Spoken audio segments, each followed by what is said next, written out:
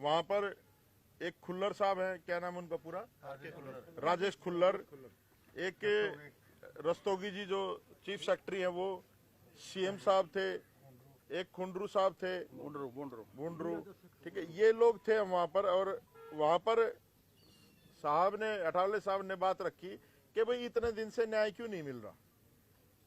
उन्होंने कहा कि भाई सुसाइड नोट है, 9 पेज का सुसाइड नोट है, इतने सारे उसमें एक्यूज्ड है, किसी के खिलाफ भी कोई कार्रवाई अभी तक नहीं हुई।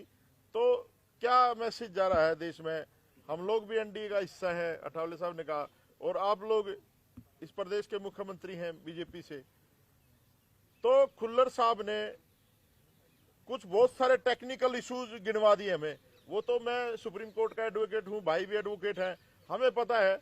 तो हमने उनसे पूछा एक सिंपल सा क्वेश्चन कि खुल्लर साहब क्या आपने इस पे लीगल ओपिनियन लिया है कोई एक्सपर्ट से। तो उन्होंने कहा कि हम आईएएस हैं, ये है वो है, बहुत सारी चीजें उन्होंने बताई।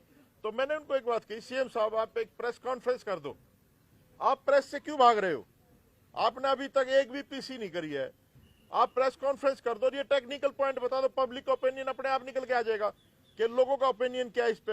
एडवोकेट भी भरे पड़े हैं, ये जो डाइन डिक्लेरेशन है ये बहुत बड़ा एविडेंस होता है। तो जब काफी गहमागुमी हुई तो सीएम ने कहा, मैं जो बात हुई आपसे बिल्कुल स्पष्ट कहूंगा, सीएम ने कहा उनको कि सस्पेंड कर दो इनको दोनों को। आप ध्यान से सुनना भाई साहब, सीएम ने कहा कि इनको सस्पेंड कर दो, चीफ सेक्रेटरी का। खुल्लर तुरंत खड़ा हुआ, कह रहा जी ऐसे नहीं कर सकते। मैंने कहा मुख्यमंत्री तू है कि भाई ये नायब सैनी है, जब मुख्यमंत्री कह रहे तो सस्पेंड करो।